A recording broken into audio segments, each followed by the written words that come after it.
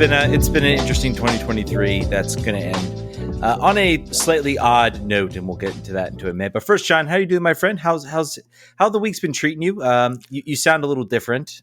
Yeah. I have the sickness. I have some sort of cold this weekend, which is right because I don't believe I've not been sick on Christmas since I've been like 5. So this was the way it was going to be, and it is the way it is, and that's fine. It's okay.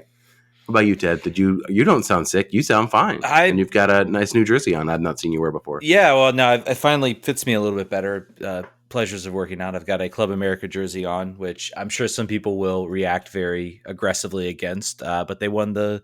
My wife is a Club America fan. Of course, grew up in Mexico City. So I got this jersey to support her team, and I watched them win the. Oh shoot, I forget which one it is. The Liga MX Championship, whichever the fall season championship. I can't remember. Yeah, I'm not gonna. It's Clausura or Apertura. Yeah, one of those. I forget which one it is. But they won it. They won it yesterday. A really really wild game, which was 0-0, and then the Tigres goalkeeper gets a yellow after the first goal in extra time for dissent, and then wanders way outside his box, tackles the opposing defender. Gets himself a second yellow, gets sent off, and then there's an image of him underneath a tarp at the stadium, like peeking over. It's hilarious if you ever get the chance to see it. It reminds me, it's reminiscent of when Miguel Herrera in the CONCACAF Champions League was like sent off and then went to like the stadium with like a radio and was like radioing down and had to be like chased off. Or for baseball fans, when Bobby Valentine got ejected and then went back into the dugout with a fake mustache and glasses on, similar to that. I don't want to let this go past. Ted, congrats to I know the joys of being able to fit into clothes that you could anymore. So good job, good for you, man. That's a good thing. That should be celebrated. Well, whenever that happens, this jersey fit me, but it was a little tight. And now I actually wore it. I wore it. I hadn't worn it for a while, and then I wore it, and I'm like, hey, man, this thing fits. It looks good on me now, finally. It doesn't look like I'm busting out of it.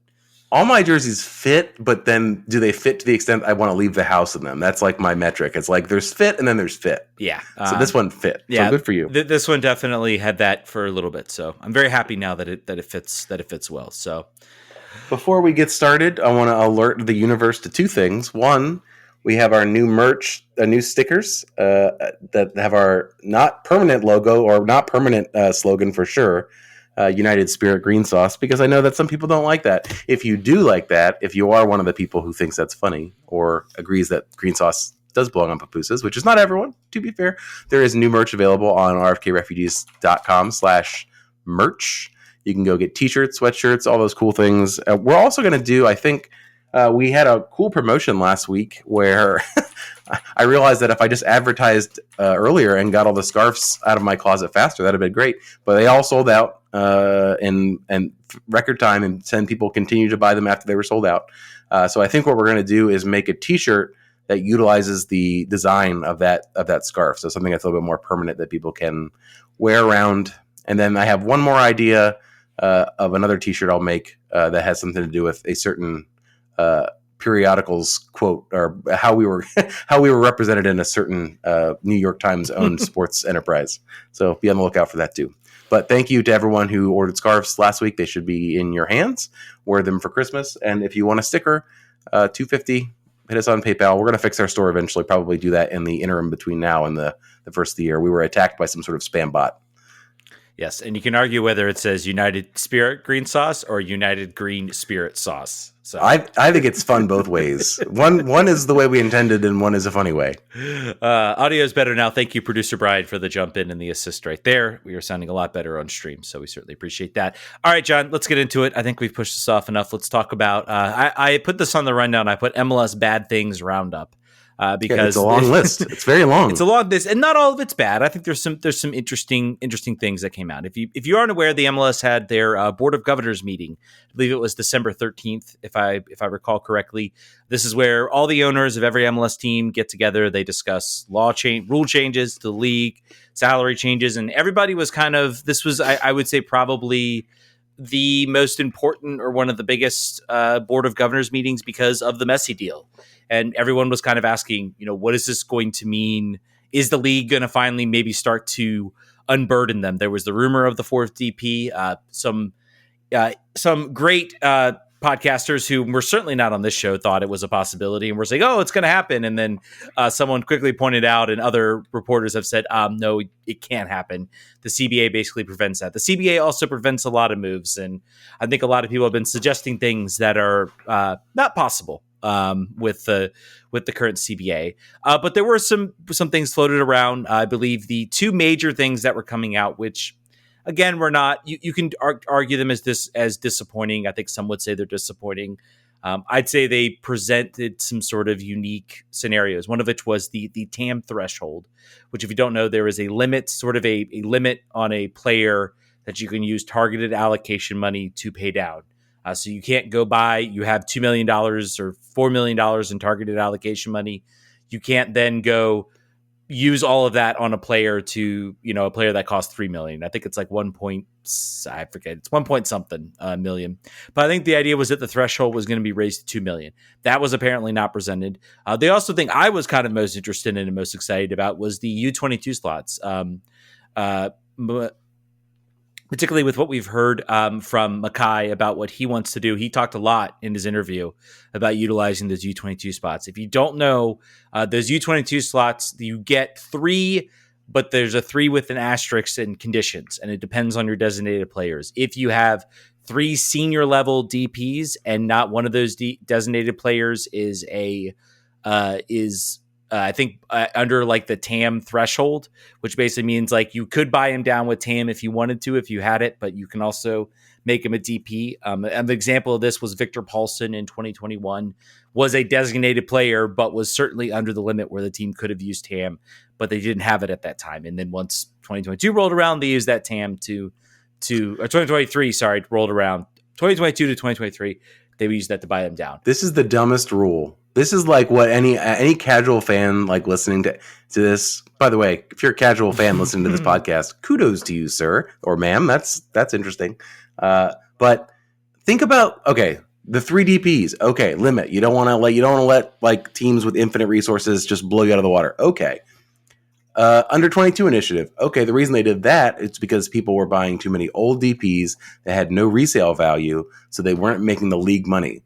So why in any universe care if a team wants to utilize all of those available resources and be like, no, but you see there are an arcane accounting rule that you were not anticipating and that no normal fan would understand. So we're going to keep that in place. They should absolutely decouple them. If you want to fill all 6 spots and you want to spend all that money on players under 22, that is a gamble to you because under 22 often are not fully developed player. They don't have a long senior, resume. So they might blow up. They might, do nothing, and then you just lost the money. Or they make money and you sell them, and that is a net positive to the league. Mm-hmm. I don't understand. I just can't understand why they would make this more complicated than it needs to be. And this has been the one mechanism that I don't think teams in the league have quite figured out how to maximize yet. I don't think there's been too many U22 initiative success stories yet. I'm sure there are some out there, but I don't think it's been sort of the runaway thing they want. And I think you're right. It's all like this garbled mess of like, why do you want this? And the reason is because there are owners out there that do not want to spend. I'll get into a potential conspiracy theory with some of the upcoming news about, I think this had some, the fact that none of these things were presented. By the way, this did not happen. There was rumored that it was going to. The only changes that are exactly happening to the rules are you can get. Remember I talked about those designated players that fall into that TAM threshold. If you sell them, you can get allocation money for them, which is a change because before, and if you were a designated player and you sold that designated player, that money went right into your coffers. And that made, I think, some teams reluctant to sell because they didn't want to then, they weren't going to get enough money to recoup much anyway. So why sell them? And this allows them maybe to give them some benefit and some roster benefit. I think it's a way to encourage them to sign cheaper designated players, more developed and developmental players to utilize those 3 U22 slots. But again, I think it's just a silly thing regardless. I believe also there's been a reduction in the discovery list from 7 to 5. That's a positive thing. I think it's maybe time to do away with the whole discovery list. But again, it's still around. It's still there because MLS, there are owners out there that just do not want to go out and spend the money. And I think these changes have sort of, and we'll get into the meat of this, the real meat of the sort of the bad that's going to come from this. These changes are all about, and it's been talked about a lot, the league just wants, I think they want to view this Messi move not as an opportunity to grow the league, but to sort of maximize the profit and maximize their return on it in the short term. They are not thinking long term, and it's incredibly disappointing because you look at the Beckham move. The big thing about the Beckham move was it finally caused a lot of action where we had designated players, we had more allocation money to buy better players to improve the quality of the league. And I think people kind of thought this would be another watershed moment. And I think we're starting to see the limit. And I would love to be a fly on the wall on those meetings and who was on which side or what were the reasons why it was. I think some of them weren't even proposed if I heard correctly. So it's, yeah. So I don't know. Any thoughts you have on this, John? Any other lasting? It's all soup. I think it all comes down to one thing, and we're going to talk about that in a second. I think all of these roads lead to the same, in my mind, the same root cause. So let's continue. Yeah, let's talk about, there were some rule changes as well. I think it's important to, I think all of this is going to get buried, but I think there's some interesting ones here. I like this one. It's very American. This is a very American experimentation type thing. But but one that should be copied, right, unlike the other ones. I feel like, I forget there was another rule change that was discussed. I forget which one it was, or the sin bins and stuff like that. I feel like some people in soccer are just so resistant to any type of change, so resistant to just trying something. Hey, let's find a sandbox, and you know what? We might find some good things out of it. And I think there's such resistance, to certain ideas. It might be fun to try some different things. And this is one of them. It's a time sub rule. Players must leave the field within 10 seconds. Otherwise, they must wait 60 seconds for the sub to come on. So this is basically when you're subbed, you have 10 seconds to vacate the field. I'll be curious to see how many referees enforce this, whether this is the sort of goalie substitution rule, not the goalie substitution rule, the goalie in the box rule. It's 6 seconds.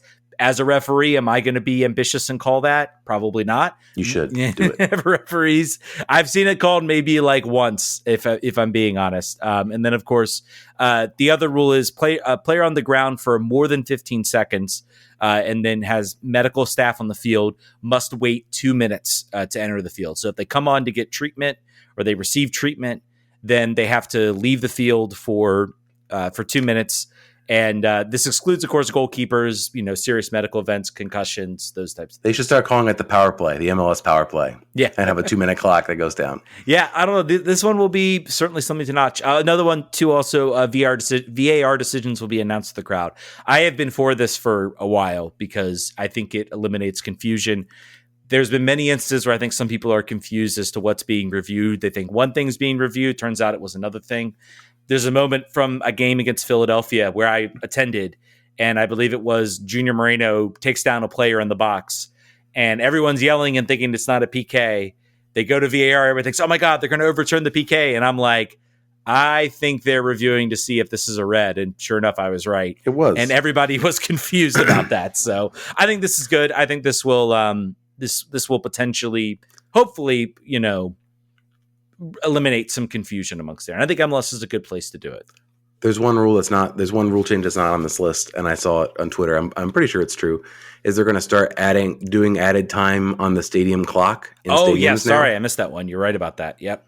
So now there's always been people who at games will start a clock on their phone and see how long it's been. But now you won't have to do that anymore because it will be on the scoreboard in the stadium. I do that certainly at City Stadium games a lot. There's people out there that do that. I think this is more of a reflection of, it was done to sort of give the referee sort of the clock. It was to prevent, issues. But now everybody has a smartphone.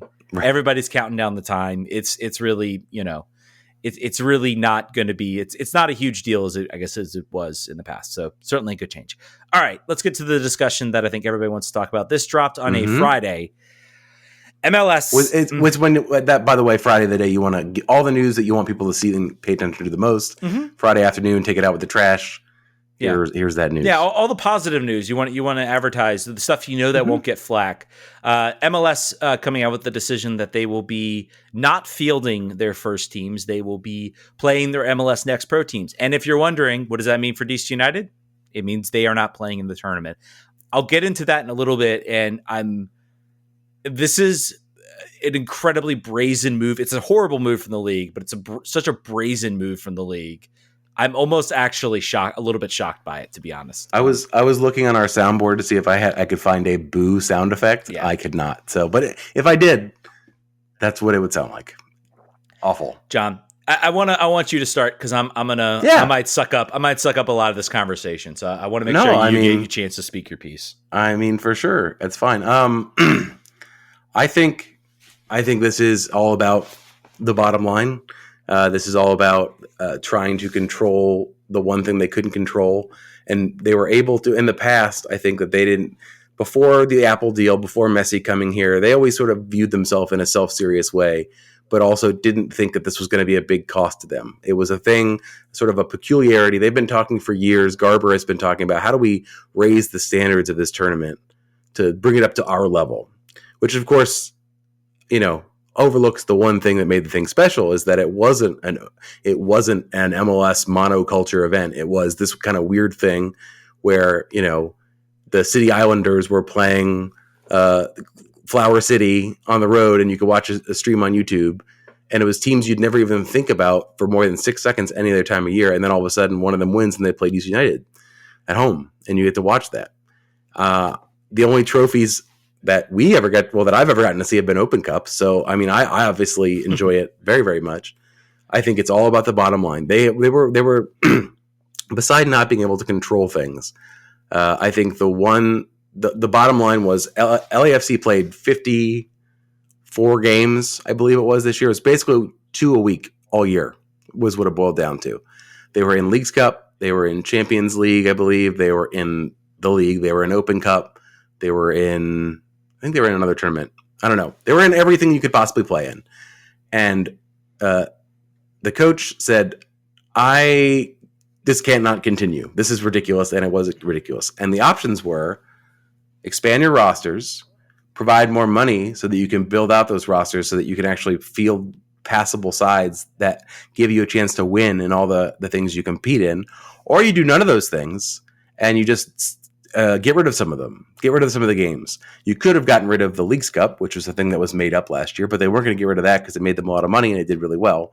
Or you could exit the Open Cup, a thing that makes you no money and is just about sort of bringing up honoring tradition and bringing up the standard and bringing up the rising sea and lifting all boats. That doesn't benefit you. It costs you money, so you're going to turn it down. It's a cynical decision and it has been treated as such by fans, by the media. But the problem is they don't care. They're not accountable. They know they did this on a Friday in December before the Super Draft, another thing no one cares about anymore.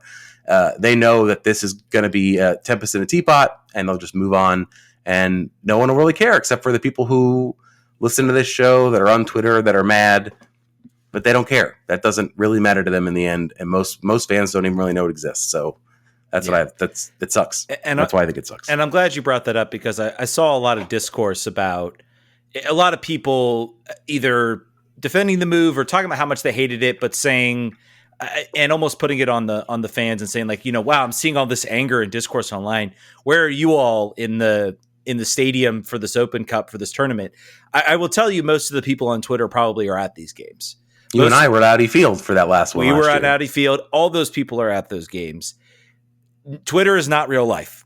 Social media is not real life. The people that are engaging in these games are the ones who are engaging, the ones who are most upset about this. They are the ones that are there. They account for probably a less than 5-10% of the total population at each stadium.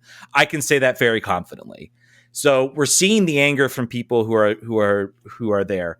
And I want to tell those people, any of those people that are upset, I'd say I think there are bona fide ways we can get a message across. I think those can include just saying, you know what, I'm not subscribing to Apple TV Plus. I'm dropping my subscription. This is it for me. This has upset me. I love this tournament. I'm just as upset as you are. I'm using my pulpit here on my show to say how much I dislike this.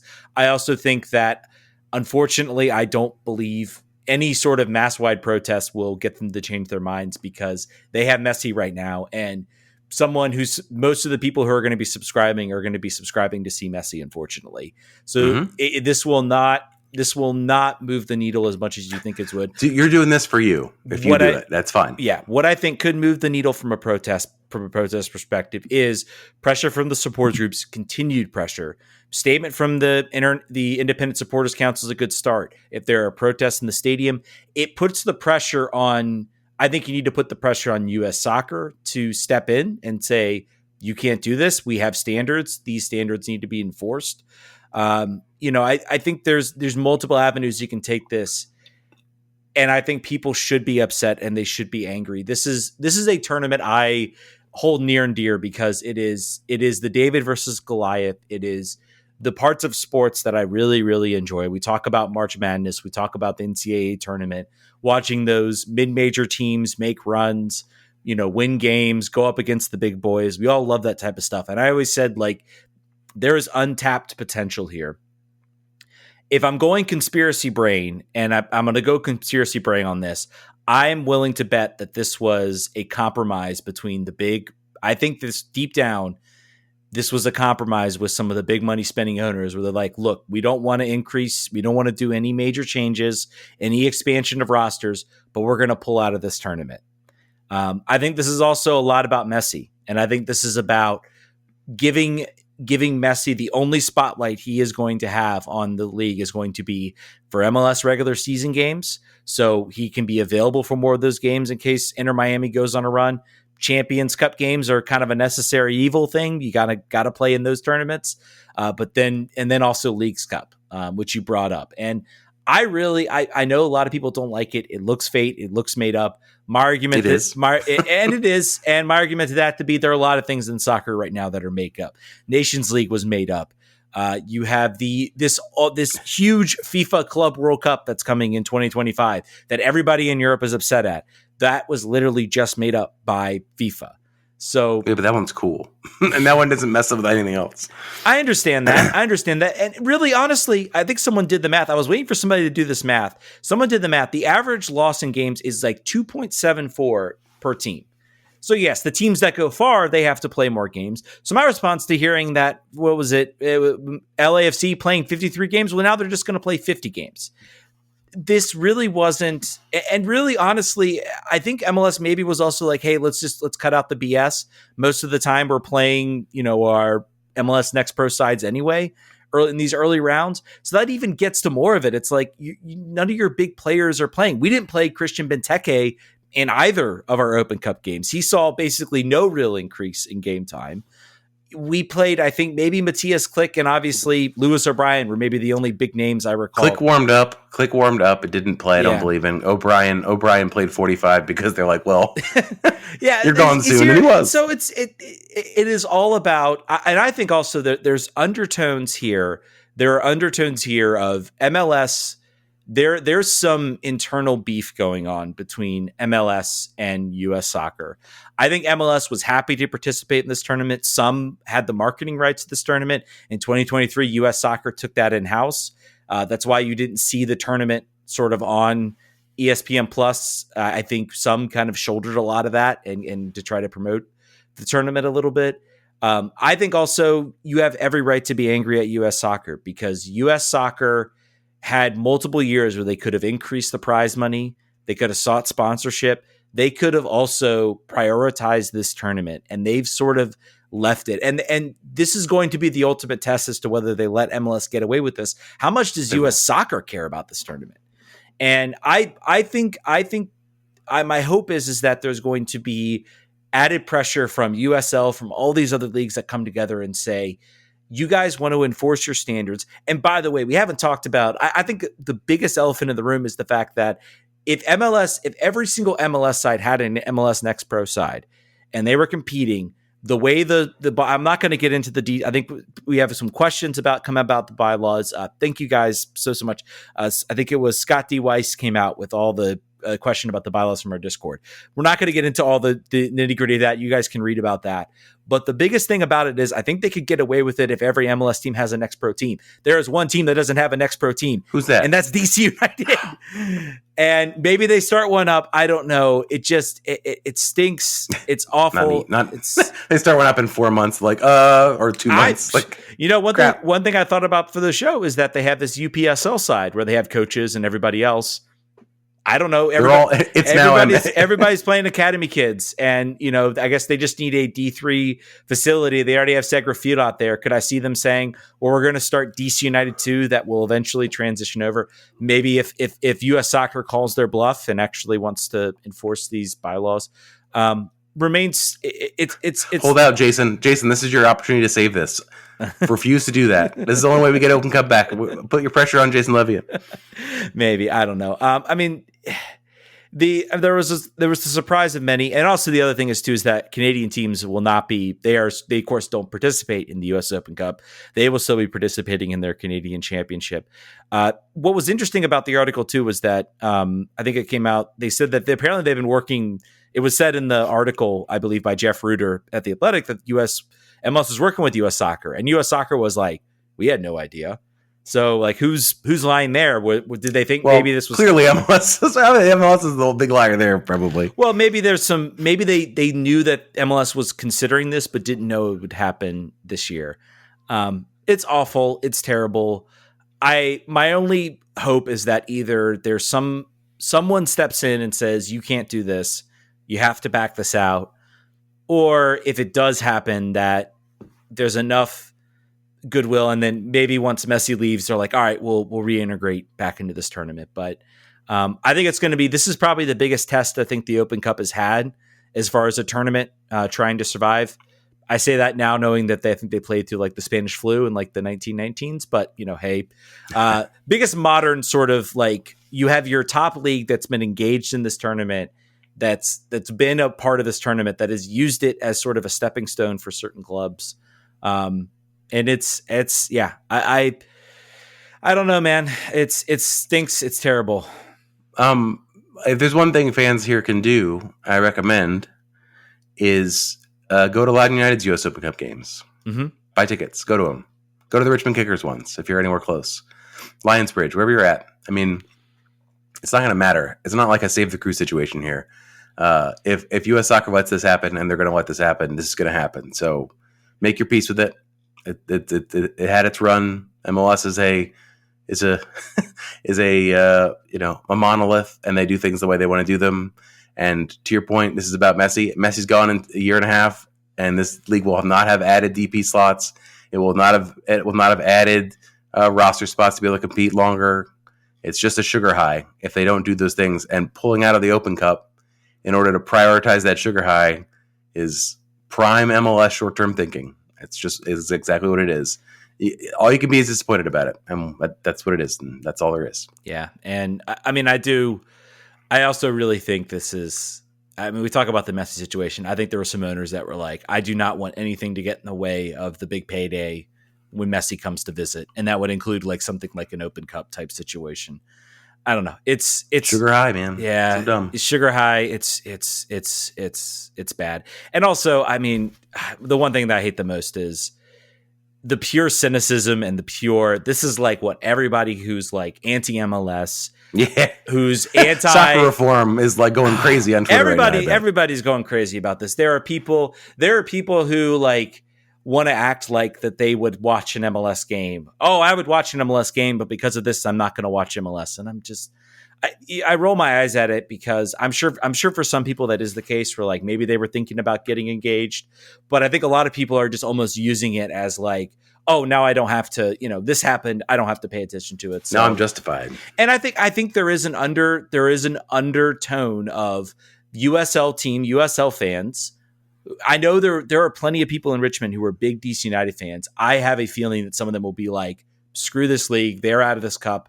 I'm not going to any more DC games. I'm not going to watch enough, them. Man. Yeah, and fair enough. And I think that is a potential thing that the Open Cup brought, is that it brought these teams to these communities.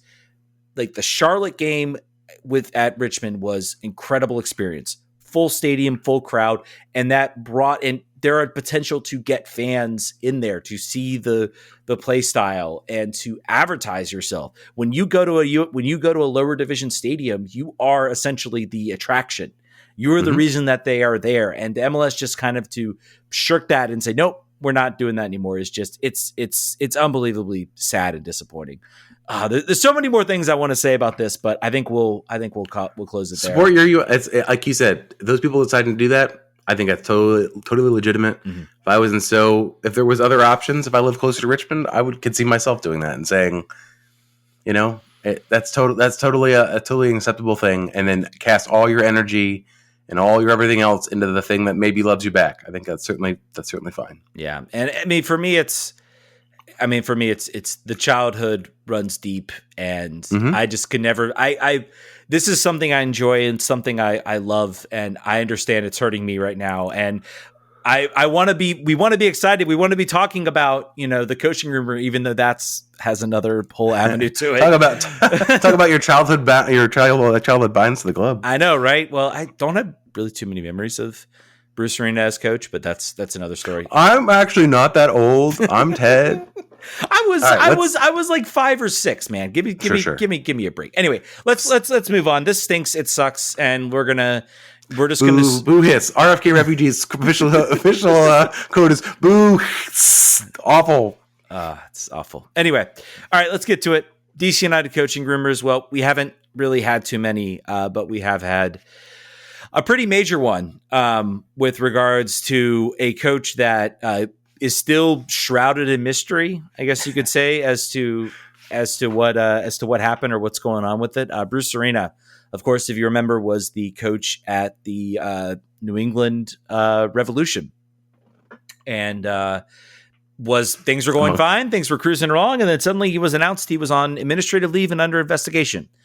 We don't know what happened with it. And then we found out he said something. We don't know what he said. We know he was reported by someone I believe we know for now it was Richie Williams on his staff who reported him, or at least that's what we're saying. And there's a whole mess and a whole thing about it. It's a giant mess. We still don't know the truth. There's rumors that maybe we might hear something soon once the clearance happens. Who knows? But Bruce Arena apparently has been rumored to, I believe from Jeff Carlisle, I think he's now at Yahoo, I want to say, has said that or maybe it's Fox Sports, can't remember, one of the two.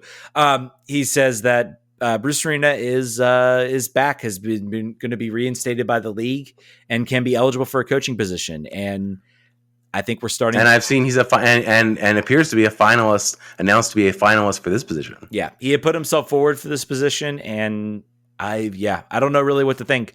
A couple years ago, I would have said, heck yes, this is a game-changing move. Now it's what did he do? Can we get some closure on that, and then we can maybe decide whether it's fine. So what I'll say is I think we will certainly get a public hearing of that. It will not be before the club decides. The club knows, right? The club is aware of whatever it is. They're doing their internal calculus. If they want to hire him, they're like, all right, we know we have some very large skeletons in the closet from very recent years. We can decide how we want to roll this out if we want to do it. So I think that part will resolve itself. Fans will get to know what's going on. So there's that. Is he a good fit? I think a lot of people have asked that question before.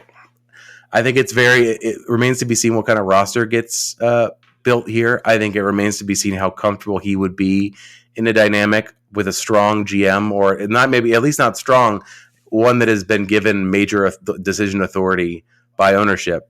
What would he do in that sort of situation where he has had pretty much on-check authority for every coaching job he's been in since LA Galaxy quite a while ago?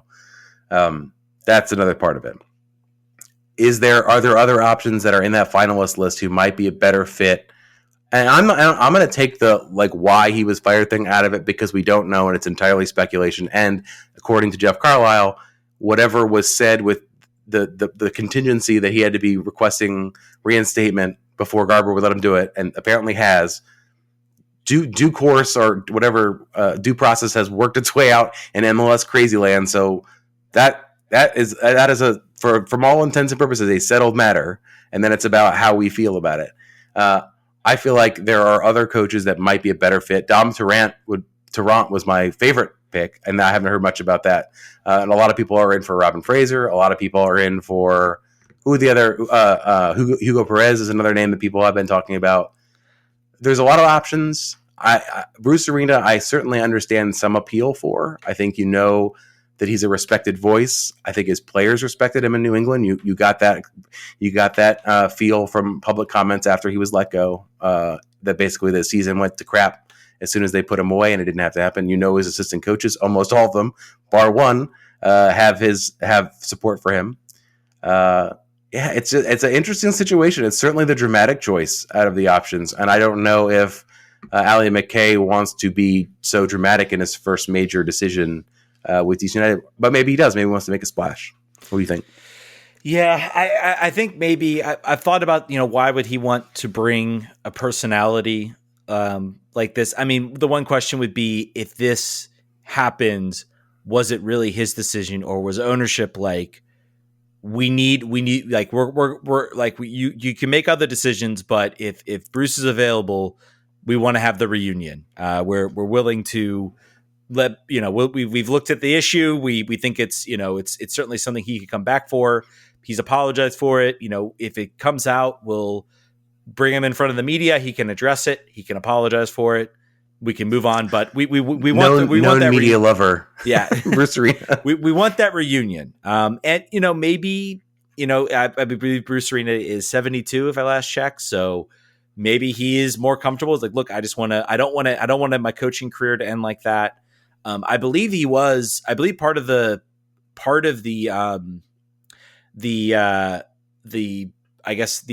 there was apparently a power struggle going on in the Revolution front office. There's a revolution going on. Yeah, there was a power struggle in the Revolution at the Revolution when he was there. Apparently, there was a coach, I can't remember his name, that he was talking about maybe being his successor once he was ready to finally retire, and some other people didn't like that, and a lot of other things going on there. But I mean, so I see what you're saying.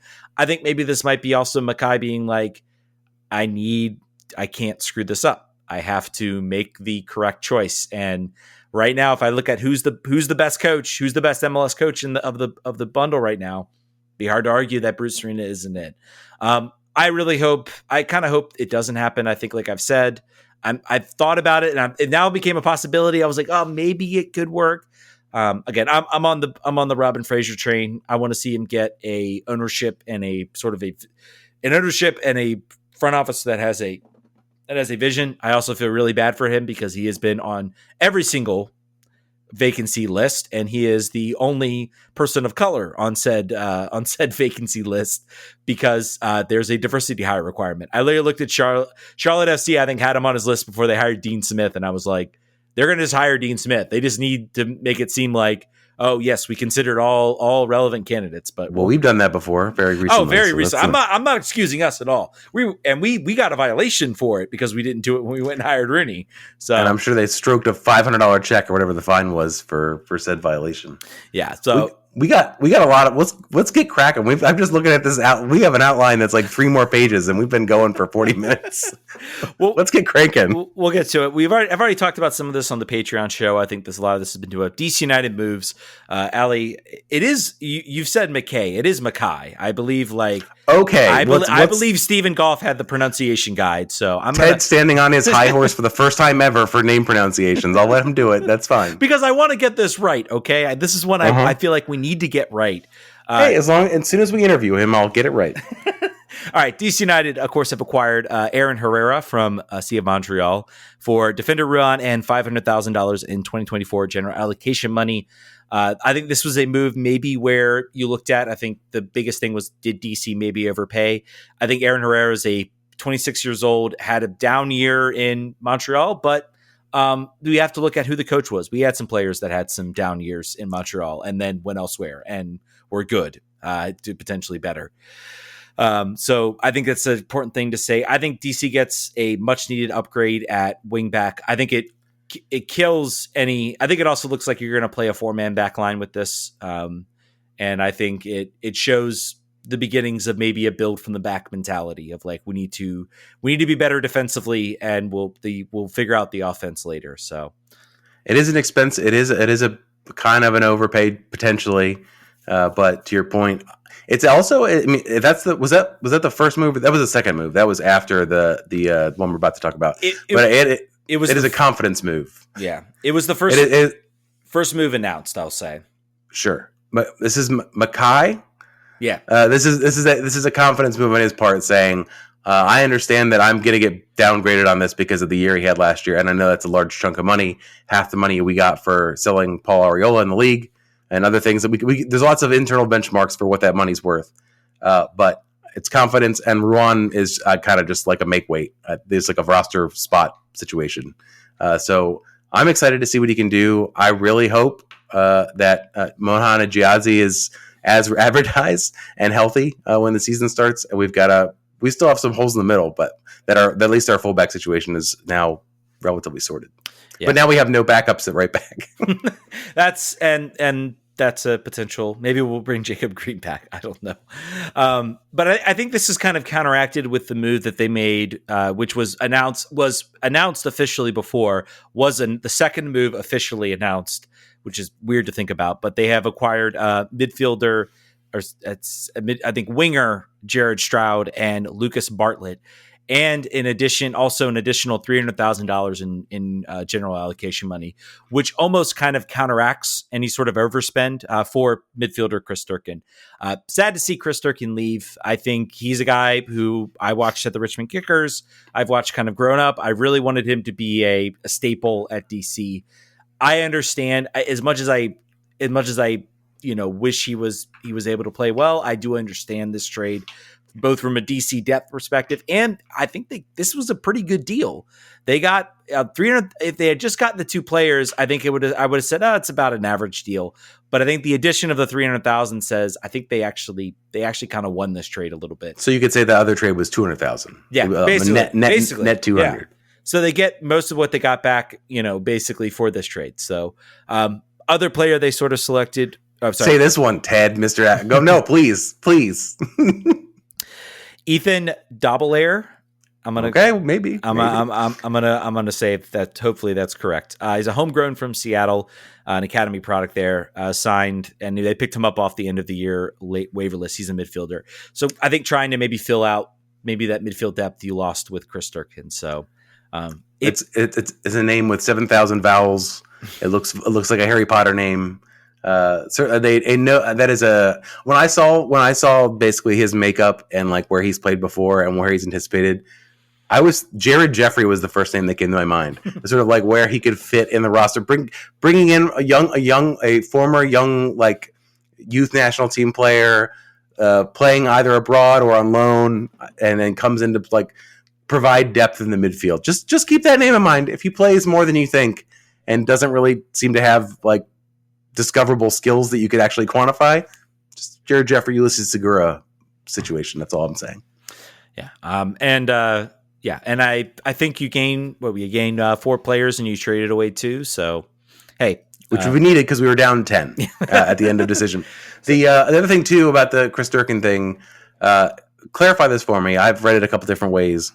Was he graduating from under 22, or would he have stayed under it for one more year? No, he was 23. I think you are allowed to stay under it until you're actually 25. So in order for us to be able to sign another U22 player with our 3 DPs over age and over the TAM level, we had to move him to have a spot open, right? Or was it? Yeah. So that's another reason to have him. So you were getting money for a spot you wanted to fill with a more impactful player. Nothing wrong with that. Yeah. That is a net positive and unfortunate for Chris. Yeah. And I think the freeing of the spot, because I'm impressed by what they got as far as the return on this trade. And both Stroud especially, I think he had like 3 goals. He had something, like he was not a player for St. Louis that was just like didn't contribute. He gave some pretty big contributions to this team. Bartlett also had some appearances at defense. We'll get into the situation about maybe what the depth chart looks like for that center back position here in a minute, and maybe the shakeup we're looking at there. But I think the U22 slot was a big reason why that Durkin was traded, so that they can use that spot. We have two DPs, so technically we can use all three slots. And then the question is, what are we going to sign as far as that third DP? I will say we basically have two slots because it's been rumored that we're bringing Pirani back on a loan. So I don't think he counts as that U22 slot because he's technically not been signed yet officially. But basically he fills one of those slots if you want to extend that and you want to bring him in permanently. So I still love that. By the way, I want to keep giving credit to that move. That might have been the first McKaye move of brilliance, to not commit to a player that we'd seen 10 games of and with mixed results. So love that for us. Yeah, I did too. Talking about another young player, DC United, Matai Akambone, Ian Matai, Matai Akambone was on a bit of a training stint at Villarreal, which all of our young players do over time. Usually they go over to Swansea and score 37 goals. But this one went over to Villarreal and did so well, there was a contract offer placed for him. And DC United said, no, thank you. Not yet anyway. The rumor is the plan is to play him and let him develop here at DC United before looking maybe potentially in the summer. I think that's pretty great. That if they don't play him, I believe everyone that's associated with DC United should be fired immediately. Like if you have a young player like this that has visibility at European clubs and they're making we don't know what the offer is. It could have been $10, but if they made a good faith offer that's reasonable and then you come and bury him and don't play him, boy, that's malpractice. You've got to, particularly on this team with no center backs, he's got to be playing. Yeah, I think he has to start. I think you're now in the territory of him. He needs to be your day one starter because he's getting that attention. And you also just rejected that offer. So he's going to be thinking, okay, now if you're going to reject this offer, I want playing time. I want to be a week in, week out starter for this team. You got all Donovan Pines minutes, that's for sure. That they were on offer. You can have those. We've got Christian Fletcher and we've got him. It's going to be. I think those are my two players that you're going to be want to watch this year as sort of having that Ted Pietro type breakout performance. And I think if those players have those types of performances, break out. Suddenly, no more Open Cup. You've got a really, really potentially deep team that could maybe. I'm not going to say run the table in the East because the East is tough, but maybe they could have a Cincy type recovery where they make the playoffs, they look good, and then you're setting yourselves up for next year. So, Ted, I just thought of something. The cup we didn't mention for DC United that we're still in is the Capital Cup. You can't forget the Capital Cup. That's another piece of silverware that you really got to compete for in the summer. That's very important. Okay, moving on. I did want to get to Sam Slaymaker's question. Says, how do you guys think the Super Draft space shaking out any position of need? Ali's history of using that in Nashville, revisiting past. The Super Draft is what it is right now. I think you're going to see either a defender or a forward will be selected. Center back is who the mock drafts all have us taking. Which I don't know with the Bartlett pickup with Matteo Cambone. I don't know whether we would, but again, we would need another center back there. So I don't know. It remains to be seen. There's a Ghanaian forward at UVA that's scoring a lot. There's a couple players. The player that we are forecasted to pick, I believe, is an international. Is from a country in Africa. I don't remember which one. But I think I saw that and I was like, I don't think. No international spots. We've done that. We keep doing that. We did that. Who did we do that with last? The player from England. Oh, yeah. Well, I can't think of he played for Clemson. I remember that, but I can't think of his name right now. Him, who now plays for San Antonio, I believe. Yeah. Was another player that would. I think you can't go that way. You got to go domestic player. Center back seems smart. I'm trying to think if you think about spots that need depth, but you also can't necessarily think about a college player that hasn't been offered prior as being a guaranteed MLS depth. The league has changed. The league's different now. Well, I think what you're seeing now, you're seeing the MLS Super Draft become. I think there was actually an interesting discussion on because I sort of went down the list last year. I'm like, none of these guys made it, but you're seeing a lot more. There are a lot more projects. There are a lot more players that you build them. You sort of build them up. 2-3 years, then maybe they become contributors to your team. It's not the locked in day one, day out, the Perry Kitchen that came in when they drafted him, or the Steve Birnbaum, who's a locked in starter because he's so highly touted. It's just a different world we live in. It's much more akin to the MLB draft, where it's like, you're going to draft these kids and probably not see them for 4 or 5 years while they work up their way up the minors. And then eventually they'll break out. And there's always exceptions to the rule, but it's generally kind of follows that for most players. Want to get to Richard Rolson's question. Says, question for the show. Does the recent controversy decision by MLS hasten DC United's development of an ex-pro team? I think it's going to depend. I think it's honestly going to depend if U.S. Soccer really makes a big stink about that. If they get a big stink about that from USL, maybe you just play a team at Audi Field. You throw a bunch of academy kids on it, and then you just kind of play your cards right until you're ready to move that team to Baltimore and build it up properly. I don't know. We'll see. I'd be curious to know how Jason Levian thinks about all this, or whether he thinks he's going to have to potentially do that. So, all right, let's get into Spirit to close out the show. We are pushing 50 minutes here. So I think, and they drop a bunch of news. Yeah, of course, this is when there was like a whole bunch of stuff we could talk for half an hour probably on most of it. But. Yeah, let's start with the expansion draft. The Washington Spirit, of course, traded for their protection. It was very, very quiet. And then it was like on the deadline before it was like all these announcements came out.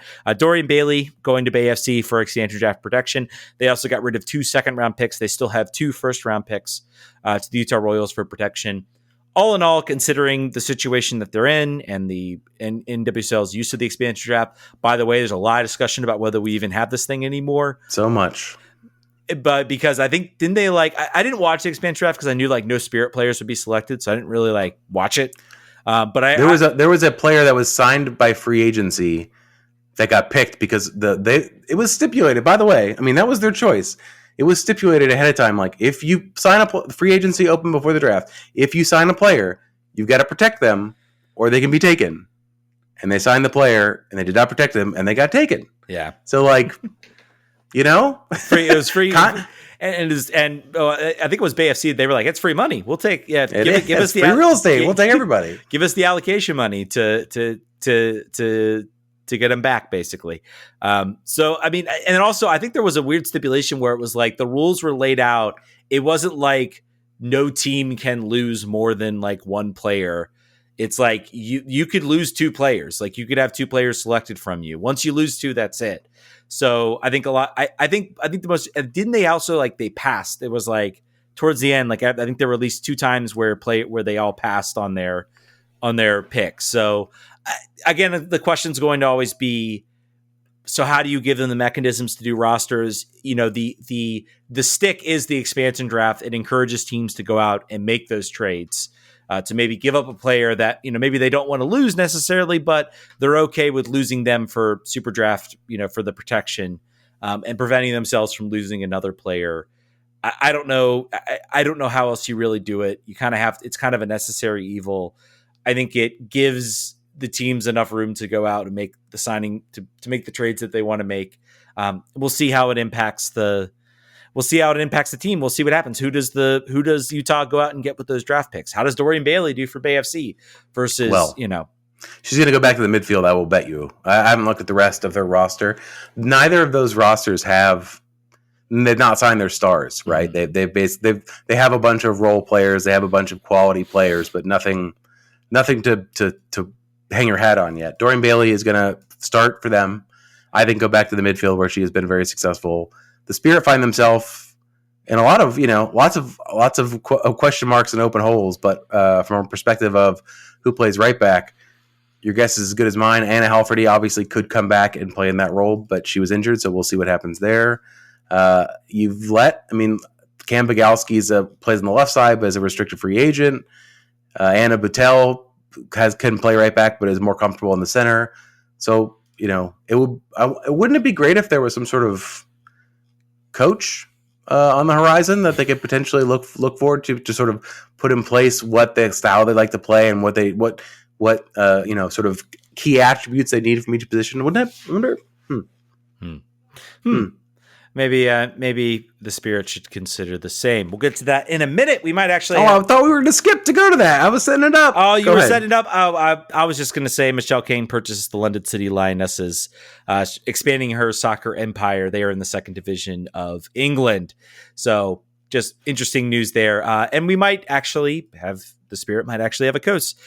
Jonathan Giraldez, I'm going to assume that's how you pronounce that. There's been a rumor that started circulating, I think yesterday, that he had an astronomical offer, I believe 5 times his current salary. He currently is the coach of the Barcelona women's team, who has been playing very, very well in the European leagues, and apparently had a astronomical offer, and everybody was circulating. Was it LA or the Spirit? Gotham also was a name that was being talked about, but yeah. I think that was probably not a move I would make after the coach that's there won Coach of the Year. Maybe don't kick him out. And won a championship. I think and they deserve that. Apparently, he had a press conference this morning, announced he is leaving at the end of the year. At 5 a.m., thank you to WTOP reporter Jose Umania for being on the sticks. Yeah, and Jeff Kassoff, who is over at the Equalizer, also reported that he is a front runner. I think there's enough smoke now to say that if this doesn't happen, this is very peculiar, because it seems to me he has a signed contract. The question is going to be, he does not end his job at Barcelona until May. I think actually until June. They have matches till June. I was looking at the schedule right now. Yeah, they have a match. I believe I looked at this. They run till like the beginning of June. Whether, maybe everything gets all wrapped up at, maybe they wrap up the La Liga title. Maybe they wrap up, the Champions League is over. And then maybe he kind of sort of has a swan song and is goodbye after that. He is apparently a coach that likes to play, possession style. He likes to play sort of the Barcelona ticky-tacky type of style. I think Ashley Sanchez is like, whoop, whoop, we could do that. Oh, Ashley Sanchez. I am so hyped under that system for her. I think she could absolutely feast under a system like that. Trinity Rodman, I think, will be fine. I think she will still be able to sort of hit on the break. I think it's going to be interesting to see what he brings to that style. He might also come in here and say, look, I don't have the players to play that style, or I need some time to build up that style. I'm going to sort of, make my roster. I think everybody makes a lot of assumptions about coaches when they come in. This is how they play. This is what they're going to play. So Michelle Kang, again, throwing her money around, showing no signs of stopping in trying to invest. It's wild. I don't know what do you think about first the fact that he will probably, if he is the coach, there's probably going to be an interim situation with very little. Yeah, I don't know if I like that either. I assume Mark Krikorian will be the interim coach. Yeah, that would make the most sense to me. Is say, you're going to be responsible for roster building, so you should be responsible for it. And you're not an amateur; you know what you're doing. So, I think you built it. You got to fly this. You got to fly this ship for a little while. That's the only thing that's fair. You could bring in.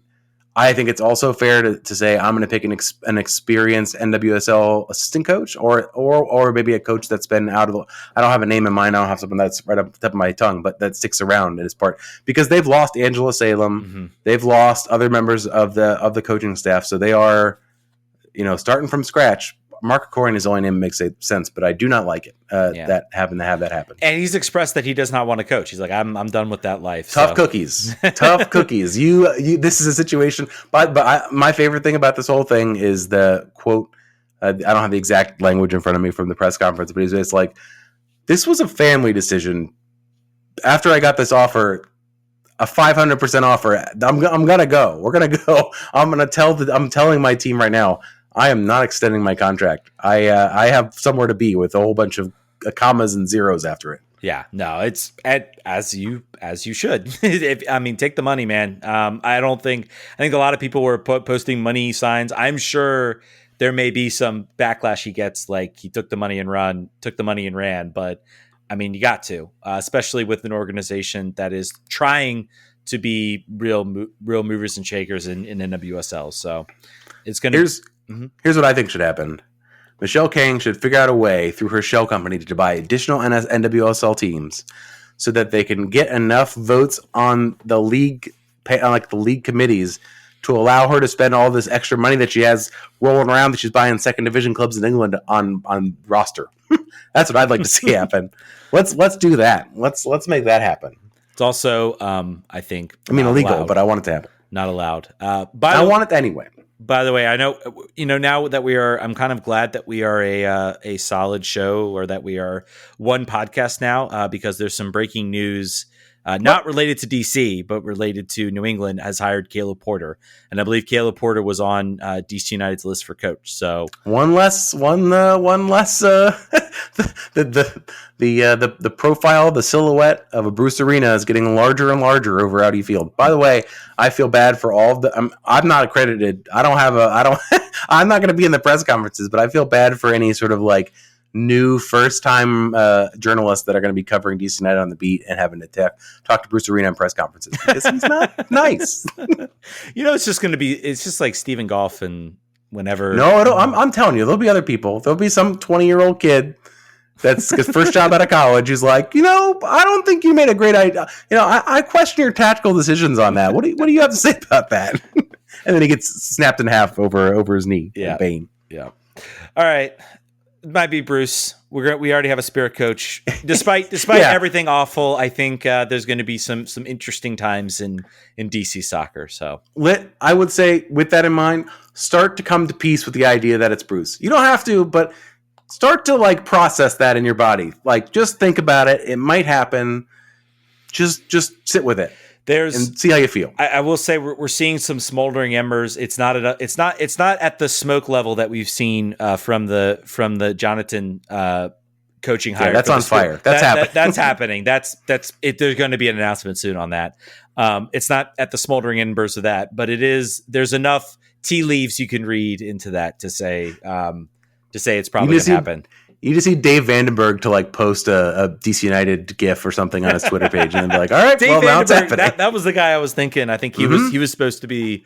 Hey, we'll see what happens. It's going to be former Red Bull winger Dave Vandenberg. And we didn't talk about that with the DC. I think that's also maybe an aspect of this. You have to hire a whole new staff too, as far as a coach. You hire Bruce. He's got all his guys that he just needs to give a phone call to. Come to DC. Bruce has a long list. Bruce has a huge list. Dave Sarachan finds his way back to MLS benches. Yep. Is he the coach in North Carolina still, or is he somewhere else now? I think he's no longer there. I don't know where he is. He left North Carolina to go do the national team gig, I'm pretty sure. So That's right. I can't remember where he is right now. But to your point, he will have no problem filling out a very qualified bench. Yep. All right, folks, that's going to do it. Thank you guys so much for listening. We will see you back at the beginning of the new year, maybe with the coach. Maybe Patreon show next Friday, probably next Friday. Yes, and maybe we'll have an emergency Patreon if we get a coaching hire. You never know. Thanks, guys, so much for listening. We'll catch you guys in the new year. Vamos.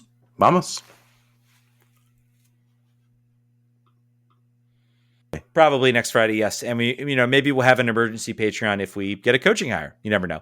Thanks, guys, so much for listening. We'll catch you guys in the new year. Vamos.